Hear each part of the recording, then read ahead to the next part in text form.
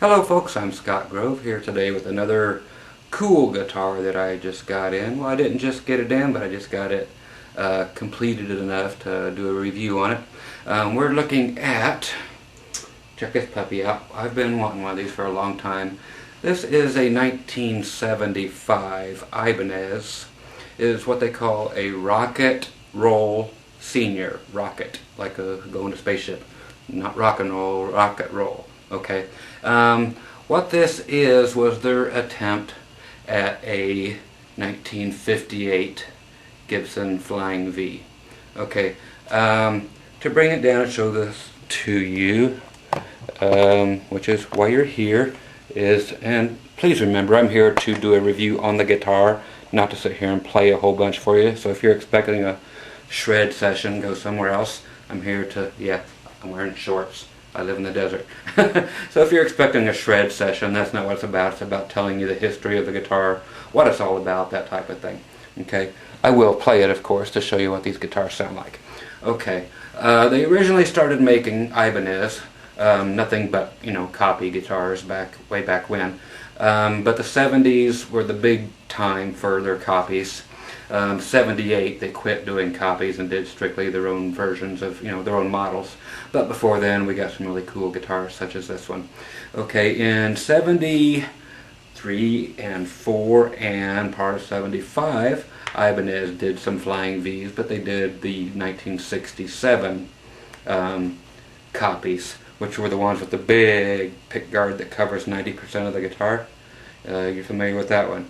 So that's what they did first, and they were just strictly a 4-digit number. They didn't have names like a Rocket Roll Senior. This was actually just called a 2387 CT. Okay, that's what this was actually known as, but it did come out in the pamphlet or the catalog as the Rocket Roll Senior later on. Their first attempt at this was in 1975, which is what this is, but they did 3 different versions in 75. Then in 76 they did another version, and then they were gone. Okay, but to talk about that first, the first version of this, what it was all about was trying to do that 58 Flying V. So the 58 Flying V was made out of what was called Korina wood, K-O-R-I-N-A, which is very, very poisonous wood if you breathe in, you know, like whether sanding or cutting the wood. The fumes will actually is poisonous and can cause to major lung malfunction or death or what have you. So what this is actually made out of ash, which is then tinted and then, you know, just finished over like this, so it looks like Korina wood. Okay, so it's actually ash. Okay, the original 1975, trying to do exactly as the 58 was, had the output jack on the circular piece of plastic right here, as did the 58. Okay, so they replaced that later in 75 to sticking it right here. I still have yet to make this one correct. This is supposed to be a black piece of plastic. Somebody put a metal one in here. I've got the black plastic one jack plate coming in. When I got this, it had 2 DiMarzio Super Distortions in it, so I found the exact correct pickups for it, blah blah blah, all the way down the line. Everything on here was gold plated. It has faded off. So everything on here is original. Tailpiece, bridge, and now the pickups, even with the faded. The only thing that is not right with the guitar is going to be the keys. Okay, and if anybody out there has these, please let me know. Okay, somewhere long ago somebody put the Grovers on here like they normally do. These are supposed to have the Ibanez Starr tuners, which have, you know, the big Starr inlay right here. But the thing about them is they not only attach down here, they attach up here. So if you have the ones that attach on both sides and you're willing to sell them to me, let me know. I would love to have them. You will see a lot of these that are supposed to have the original Made in Japan sticker right here, and then it also has another sticker right here that says Super 70s. What that Super 70s is the kind of pickups that are in it. the Ibanez Super 70s pickups. So the decals are often present on the ones that are very pristine. Also in 1975, Ibanez had yet to put serial numbers on any of their guitars. In 76, the serial numbers appeared right here. Okay, now mine is a in-betweener, whereas in 75, most of it, it did not have the pad right here that is inlaid into the guitar, which is so you can play sitting down without the guitar falling off like any other Flying V. A beautiful thing. 76, it was there all the time, but late 75, which is what this had to be, November, December, they went ahead and stuck that in there. And it is inlaid in there, as you can tell. It's not just a piece of rubber glued on there, but that does help a lot from keeping it sliding off while you're sitting down playing. Okay, so there's that. They did do, and these are all original, the strap buttons here and on the bottom side for whatever reason. I guess just because it sits better on the ground. They didn't really use guitar stands much back then, and especially nothing that would hold a Flying V, so you set it on the ground and it would not be cockeyed. So they just put a strap button on both sides to level the playing field so it would set evenly. Okay. The other thing that may or may not be original, I've seen a few, is the actual truss rod cover. You see the custom one laying on a bunch of the old Ibanez Les Paul copies, but I'm saying probably not. They had a couple that said something up here, but it should just be this but blank. So somebody probably stole this off of a Ibanez Les Paul custom copy, I'm guessing, but I'm thinking that's probably not original. Okay, so let's get to the way the guitar sounds at 7 minutes into it. Like I said, it sounds great. I took out the DiMarzio Super Distortions, which I never even tried to see what they sounded like because I don't care. I'll sell those to somebody because I like my guitars original or restored to original. So again, pickups are not original, but they are from the correct year, from the correct guitar. Okay, so the Ibanez Super 70 pickups from 1975. Okay, so here is the guitar, clean, with my ever-present reverb. Again, I use a Johnson Millennium JM150 modeling amp from way back when. They don't make them anymore, but all the effects are built into the amp. Everything is, there's no outboard effects. I have a MIDI foot controller down here, which was meant special for the Johnson amplifier. Okay, so all the effects that are built into the amp, that accesses them. Okay, so here we are on just a emulated twin reverb with some reverb.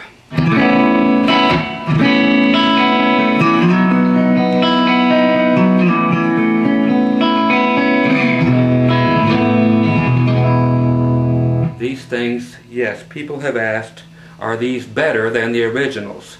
And most people will agree, yes they are. I have played many 58Vs, and yes, this one I do personally like better. Of course, the Gibson one will be worth more because it says Gibson on the headstock. Here is a 84 Gibson Flying V, and this guitar sucks royally compared to this Ibanez. Okay, why'd I get it? Because it's purple. Later on, Ibanez in the 80s went and did what's called the Rocket Roll 2, which just ended up looked like anybody else's Flying V copies. Not very great guitars. And they even did another Rocket Roll version, which was supposed to be a Flying V, but actually the back of it was shaped like this instead of like an actual V. But yet they still had the audacity to call it the Rocket Roll or the Flying V copy, but the rest of it was shaped like a Flying V. Okay? So I'm trying to get this thing back on the stand, which is no easy feat. So they did come back out in the 80s, but nothing like this. They just turned out being like every other 80s guitar, just a cheap version. So, super cool. No, nothing has been broken back here. That's just what they did with the paint back then. Early 75, some of these did not have the paint scheme back here. Okay, but that is 100% the way they're supposed to be. Okay, so usually when somebody would break a headstock, people will paint the back of the neck to try to cover up where they've done it. That is not the case here. that is original and on all of these that you will find. Okay, back to the sounds. Again, everything is wide open on 10, both pickups on. And okay.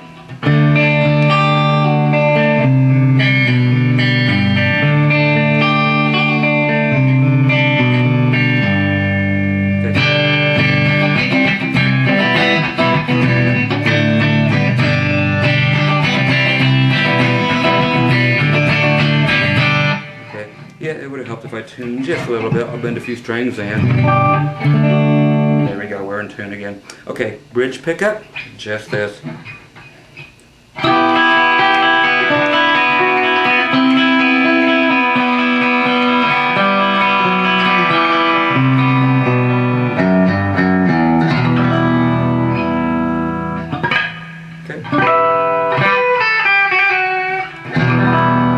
Typical sounds, but they sound better than the junk that is in stock here, your typical Gibson humbuckers, and they just are great responsive pickups. In the neck position,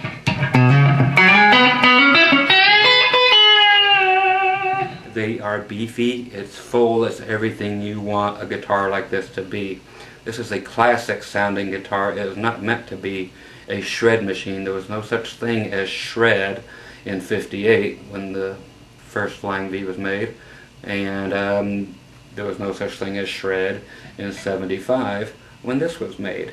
So they were meant to be just rock and roll or blues or jazz guitars.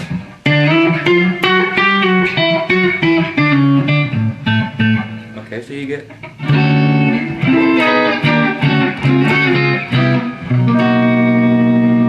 these are the sounds they were actually meant to make. Okay, later on, yeah, people added distortion and away we go. This guitar back in the middle position again, toss in what we got, just typical chorus.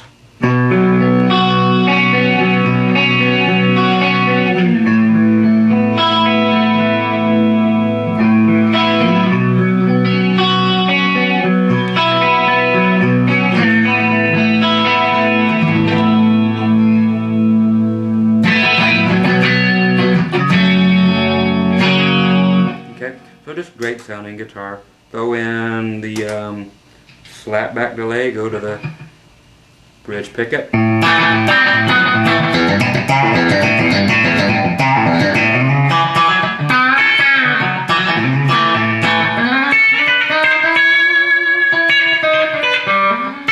Yep, Flying V's and country music, it actually works out fine. I'm going to a different type of delay with just the neck pickup.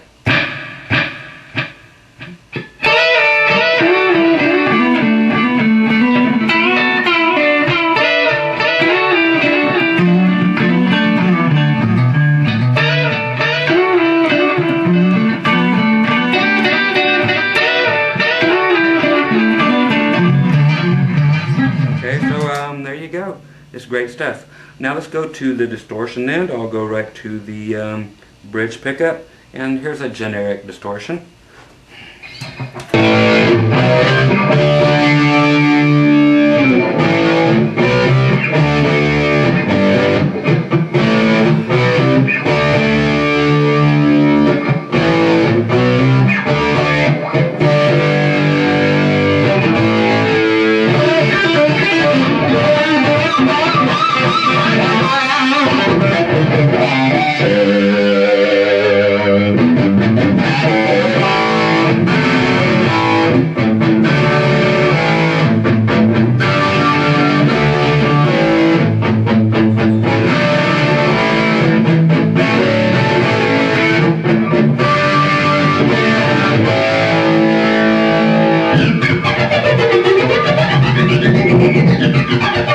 Okay, so your typical major heavy duty stuff, and thick as all hell. It is not thin like a lot of Gibson guitars are. The Super 70s pickups are full and extremely beefy. Okay, so do these rival the Gibsons? In my opinion, they kick the Gibson's butts. They play so much better. The neck is just amazing feeling. Look at this thing. Just haven't really showed you the back. There's the ferrules. Look at the wood on this thing. It is immaculate. The grain on this thing is superb. That looks better than any furniture you have at your house. Like I said, I've been waiting for one of these for a long time, and to find one for as cheap as I got it, which people will ask me what I ended up giving for this. I ended up giving only $800 for it with the original hard shell case. But like I said, it came with the DiMarzios in it. But the DiMarzio Super Distortions are from the 70s, so I'll be able to sell those easily for, you know, 150, 200 bucks for the pair. So I'll get that money back, and I had to pay 150 bucks on a buy it now on eBay right after I found this guitar, luckily enough, for the original Super 70s pickups. And I did have to also get the proper knobs for it, and the proper screws for the pick guards, and that's about it as far as anything I've replaced so far. So heck of a job for that kind of money. Okay, so now let's go to the neck pickup and just a different type of distortion, just to show you how creamy this thing can sound. Creamy it is.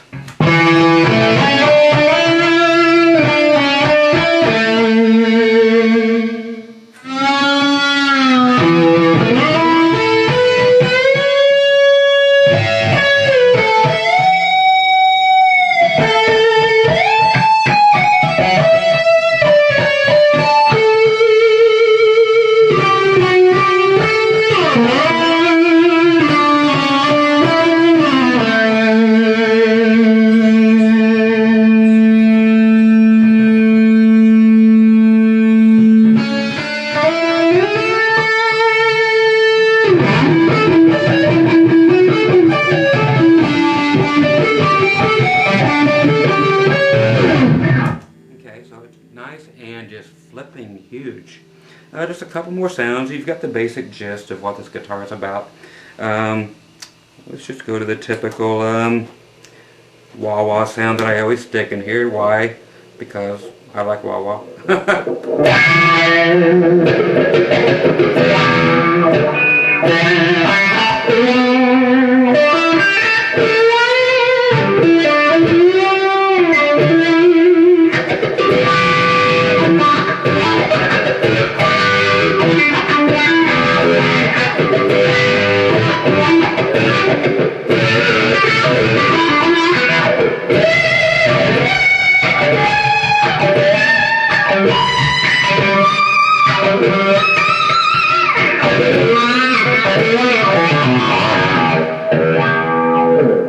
Okay, so there's that. Here we go to just your roll back the volume type of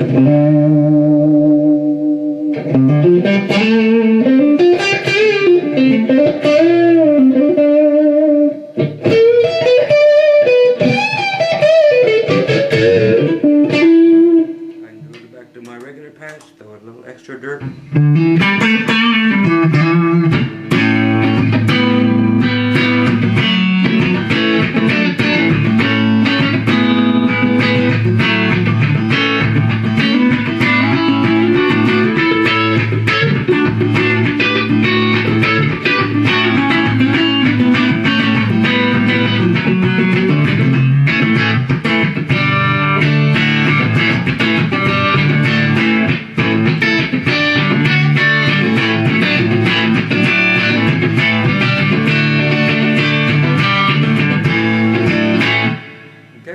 There you go, that's the basic run through. So once again, Scott Grove here with you with the 1975, late 1975 Ibanez Rocket Roll Senior, also known as model number 2387CT. Okay, again made out of ash, which has been colored to look like Carina, and it just is a super amazing guitar. So if you get a chance to pick one up, if you like the review and see what it's all about, please do. It really is, in my opinion, for whatever water that holds, better than all of the other Flying V's combined by any other company actually. So, and I've got them all. I've had them all. I've got them all. And this one did not let me down. I've been waiting forever, like I said. I got it, put it together now, and it's surpassed my every expectation. Everybody has been saying how great they are, and it's all true. The rumors are true.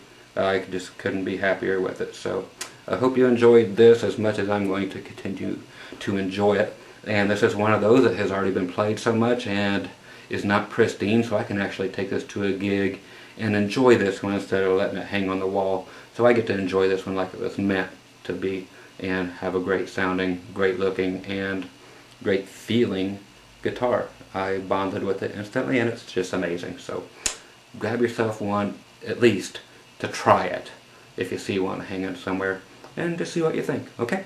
Talk to you all later. Bye bye.